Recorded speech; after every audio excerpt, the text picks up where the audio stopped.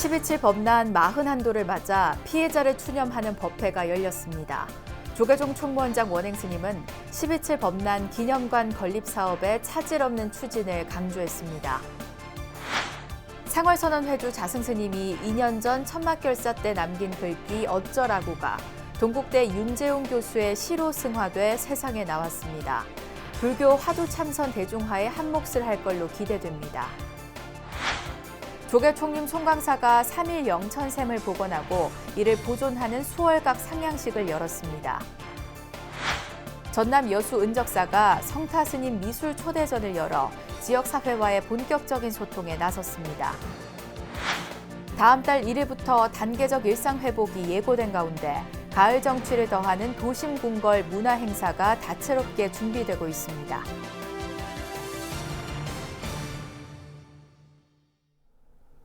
여러분 안녕하십니까? 10월 28일 목요일 BBS 뉴스입니다. 한국 불교 역사상 가장 치욕적인 날로 기록된 12.7 법난 41도를 맞아 피해자를 추념하는 법회가 열렸습니다. 조계종 총무원장 원행 스님은 12.7 법난의 보다 명확한 진실을 규명하고 기념관 건립 사업이 차질 없이 진행될 수 있도록 최선을 다하겠다고 강조했습니다. 김호중 기자가 보도합니다. 불교계에 여전히 남아있는 깊은 상처인 12.7 법난이 올해로 41주년을 맞았습니다. 피해자를 기리는 추념 법회에서 조계종 총무원장 원행 스님은 불교계 명예가 온전히 회복되기 위해서 기념관 건립 등 남아있는 과제가 마무리돼야 한다고 강조했습니다. 봉은사 부지에 12.7 법난 기념관을 착공하고 12.7 법난에 대한 보다 명확한 진실 규명, 또 12.7 법난과 같은 국가폭력 재발 방지 등 우리 종단 앞에 놓여 있는 과제들을 확실하게 진행해 나가는 것이 시대적 소명이기도 합니다. 법난 피해자를 위한 치유시설 건립도 거듭 약속했습니다. 일산 동국대학교 병원 인접에 센터를 건립하여 관계되는 피해자 여러분들을 잘 케어하도록 하겠습니다. 법난의 진실을 두고 아직까지 불교계가 납득할 수 있는 결과가 나오지 않은 데 대한 아쉬움의 목소리도 나왔습니다. 12.7 법난에 대한 명확한 진실 규명을 위해 종단의 자체 노력도 필요하고 정부의 노력도 절실합니다. 다만 피해자 입장을 대변하기 위해서는 종단이 피해자와의 소통에 더욱 힘써야 한다는 따끔한 충고도 이어졌습니다. 우리 당사자들 대표단이 당사자들한테 협의를 해서 이렇게 했으면 좋겠어요. 그래야지 왜 우리 당사자들은 아직도 모르는데 매스컴을 막 띄우고 막 그렇게 하냔 말이에요. 그것이 매우 잘못되었다고 봐봐. 법회에서는 법난과 관련한 전국 승려문예 공모전과 추념곡 공모전 시상식도 함께 진행됐습니다. 시 부문은 해해 스님의 가사를 정대하미가 대상을 받았고 산문 부문 대상은 법년 스님의 진리의 등불은 꺼지지 않는다에 돌아갔습니다. BBS가 조계종과 주관한 추념곡 공모전에서 작사 부문은 임대열 씨의 연꽃이 다시 필 때까지가 최우수상의 영예를 안았으며 작곡 부문 최우수상은 누명의 굴레벗고 정혁진 씨가 수상했습니다. 수상작들은 향후 들어설 12.7 법난 추념관의 콘텐츠로 활용될 예정입니다. 이번 추념 법회는 샌드아트 공연을 통해 국가 권력에 의해 종단의 명예와 스님들의 인권이 짓밟힌 가슴 아픈 과거를 돌아보는 시간도 가졌습니다. BBS 뉴스 김호준입니다. 상월선언 회주 자승 스님이 2년 전 천막결사 때 칠판에 남긴 글귀 어쩌라고가 60편의 시로 승화돼 세상에 나왔습니다. 국문학자 동국대 윤재웅 교수의 신간 시집 어쩌라고인데요. 불교 화두 참선의 대중화에 한몫을 할 걸로 기대됩니다. 홍진호 기자입니다. 2년 전 위례 천막법당 상월선언, 회주 자승스님 등 9스님들은 한겨울 하루 한 끼 공양 속에 매일 14시간 이상 정진했습니다. 목숨을 건 이 무문관 결사에서 스님들이 가장 힘들어했던 것은 추위와 배고픔보다 엄격한 무건 청규였다는 후문. 화이트보드에 글로 의사소통을 하던 어느 날, 자승스님이 남긴 개송은 이후 불교 중흥을 위한 수미산 원정대 발족으로 이어졌습니다. 땅이 노래하고 하늘이 춤을 추니 수미산이 사바세계로구나라는 개송으로 사부대중에게 큰 가르침을 주셨습니다. 스님의 이 가르침으로 우리는 수미산이 아주 먼 곳에 있는 것이 아니며 지금 바로 우리가 짓고 살고 있는 사바세계임을 깨치게 되었습니다.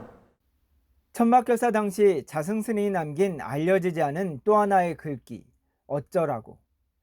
바나나는 탄수화물이라 소식하는 데 포만감을 주고 섬유질이 많아 변비에 도움이 됩니다. 바나나는 남기지 말고 드세요란 문장 마지막. 활용점정의 단어 어쩌라고가 60편의 시가 돼 세상에 나왔습니다. 제1회 만해백일장에서 대상을 받고 시인이 되기 위해 동국대 국문학과에 입학했던 문학평론가이자 국문학자인 동국대 윤재홍 교수는 자승스님이 남긴 이 어쩌라고를 일상의 화두로 엮어냈습니다. 우리가 지금 화두를 든 지 한 1000년이 지났다고 한다면 이제 화두도 새롭게 좀 만들어 봐야 되지 않겠나 하는 그런 어떤 시민적인 요구가 있다고 한다면 거기에 부응하는 하나의 대안으로서 이렇게 일상에도 친숙하게 쓸 수 있는 말 중에서 고르라면 어쩌라고가 될 수 있지 않겠나. 마음속으로 늘 시인을 꿈꿨던 문희는 어쩌라고를 만나서야 비로소 시심이 샘솟았다고 합니다.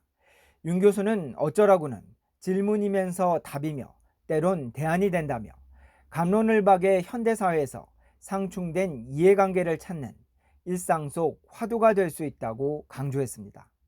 뭐 이렇게 문제를 제기하고 저렇게 문제를 제기하고 갑론을박이 막 이렇게 날아다니고 있는 우리 현대 사회에서 갈등도 많고 서로 어려운 점들이 많잖아요. 뭐 이렇게 하나로 잘 모이지도 않고 그랬을 때 현실적인 좋은 대안을 찾아내는 그런 어떤 이 문화적인 훈련이 좀 우리 사회에 좀 필요한데 어쩌라고를 통해 터져나온 시들이 화두의 새로운 확장을 알리는 신호탄이 될 수 있을지 주목됩니다.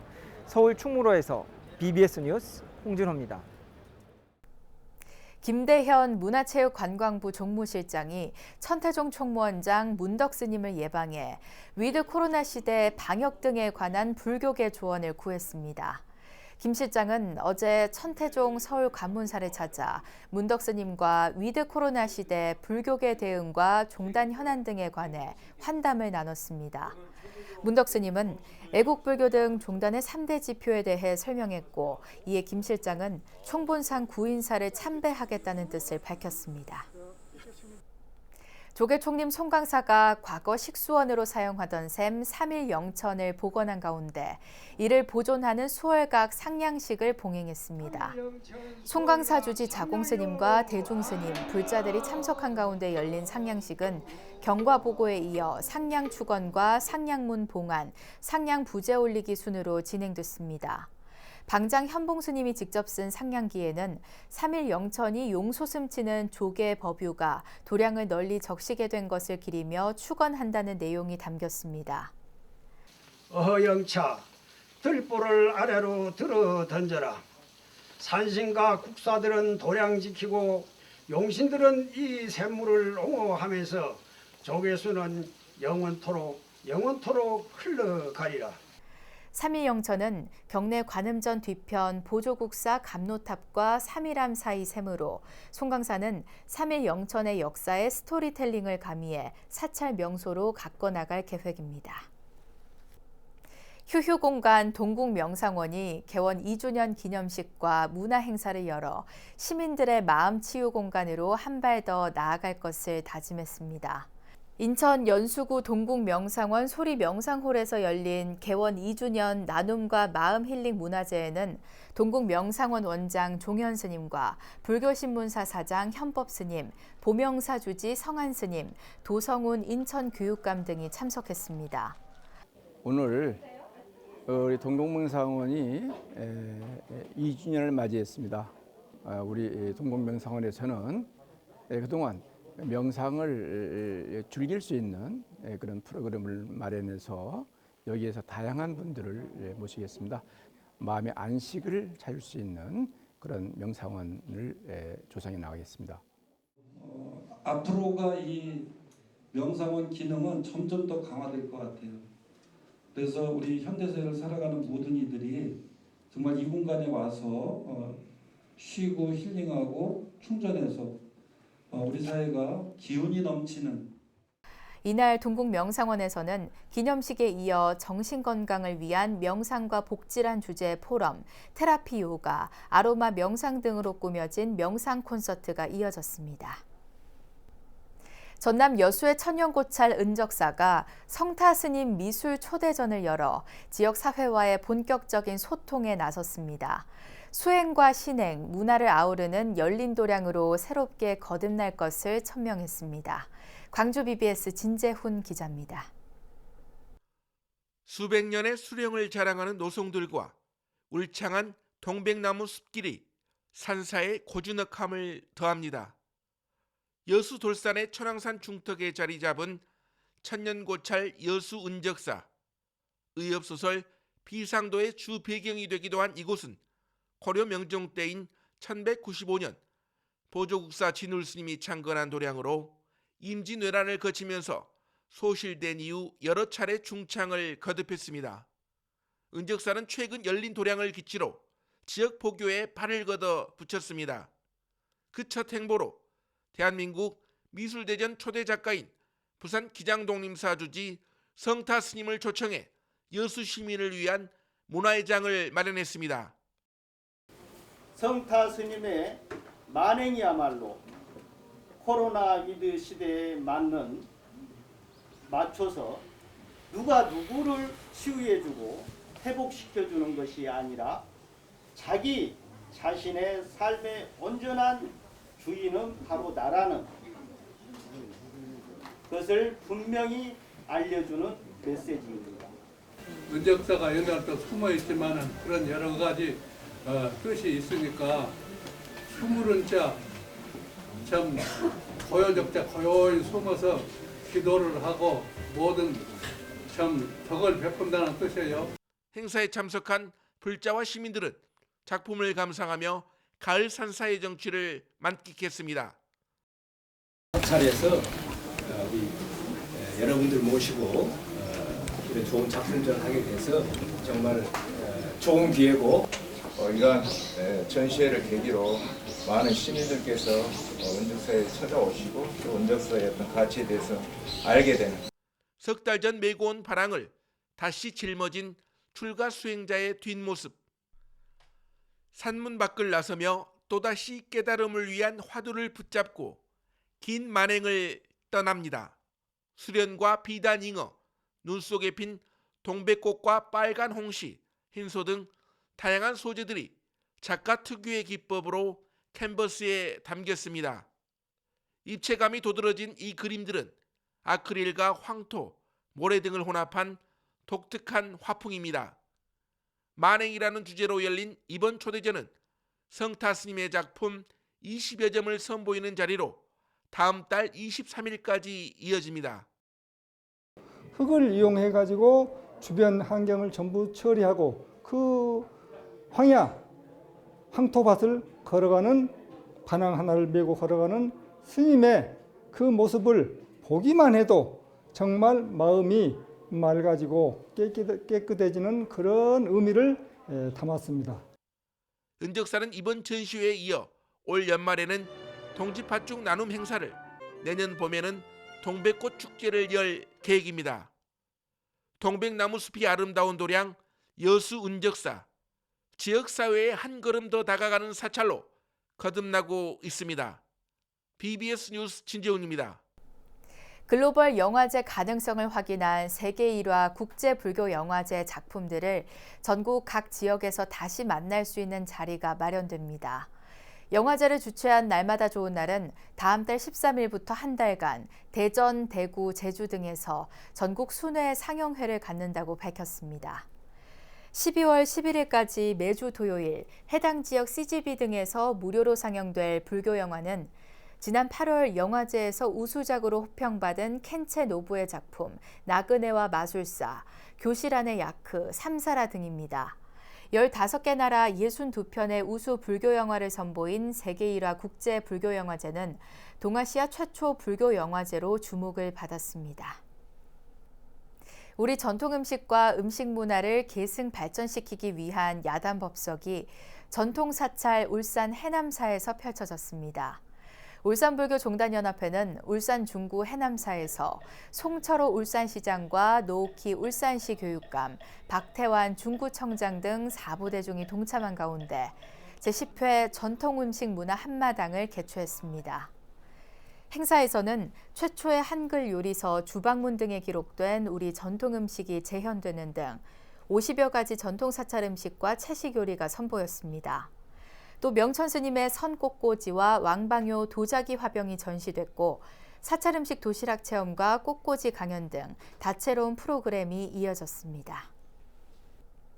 올해 4월 개원한 대구 보각사가 불법을 상징하는 황금 법륜대를 새로 봉안했습니다. 보각사는 남구 대명동 대구도량에서 회주 법담 스님이 참석한 가운데 황금 법륜대 봉안식을 봉행했습니다. 참석한 불자들은 법륜대를 손으로 돌리며 코로나19 극복과 국태민안, 개인의 소원 성취를 기원했습니다. 보각사는 부산의 도심 포교도량으로 활발한 포교 활동을 전개하고 있으며 올해 4월 대구 앞산 옛 빨래터 진명사터에 대구도량을 새로 개원했습니다. 다음 달 1일부터 단계적 일상 회복이 예고되면서 다양한 문화 프로그램이 본격적인 기지개를 켜고 있습니다. 깊어가는 가을 정취를 느낄 수 있는 도심 궁궐 문화 행사들도 다채롭게 준비되고 있습니다. 박성용 기자가 보도합니다. 코로나19로 이동이 쉽지 않은 가을, 도심 궁궐과 왕릉은 단풍 구경에 최적지입니다. 문화재청은 서울 도심 4대궁과 종묘, 조선 왕릉에 이달 말부터 다음 달 20일까지를 가을 단풍 최절정기로 추천했습니다. 그리고 때맞춰 풍성한 가을맞이 문화 프로그램도 준비했습니다. 대표적인 궁궐 체험 프로그램 창덕궁 달빛 기행과 경복궁 별빛 야행, 궁중병과를 체험하는 경복궁 생과방은 도심 속 가을의 진면목을 선사하고 있습니다. 덕수궁 밤의 석조전이나 창경궁 야연도, 가족과 함께하기 좋은 추억 만들기 프로그램입니다. 문화재청에서는 지난 20일부터 궁궐의 인기 프로그램으로 자리 잡았다고 할 수 있는 창덕궁 달빛 기행 그리고 경복궁의 별빛 야행, 생가방과 함께 덕수궁 밤의 석조전과 창경궁 야연이라는 신규 프로그램을 운영하고 있습니다. 이달 말까지 경복궁을 배경으로 온오프 입체적으로 열리고 있는 제7회 궁중문화축전도 손색 없는 가을 문화행사입니다. 경복궁 흥례문 등을 배경으로 문화유산 전시회나 시민공모 전시전, 무용과 뮤지컬을 결합한 환타지까지 지난 봄축전 20만여 명이 다녀간 인기를 이번 가을에도 재현하고 있습니다. 이 같은 가을 공연은 조선왕릉 주변에서도 다채롭습니다. 문화재청은 사전 예약제와 백신 접종 완료자 입장 등으로 관람객 안전을 지키고 있습니다. 백신 접종 완료자를 대상으로 지금 일부 시범 운영을 하고 있는데요. 특히 참여 인원을 최소화해가지고 거리 두기를 강화했고 또 전면 사전 예약제로 진행이 됩니다. 향후에는 좀 정부 지침에 따라서 대상자를 확대해서 좀 더욱더 많은 분들을 모실 계획을 가지고 있습니다. 정부는 조만간 단계적 일상회복 방안을 내놓을 예정입니다. 문화재청의 가을맞이 프로그램들은 위드 코로나 시대 재개될 문화행사들의 기준이라는 평가입니다. BBS 뉴스 박성용입니다. 이상으로 10월 28일 목요일 BBS 뉴스를 마칩니다. 시청해주신 여러분 고맙습니다.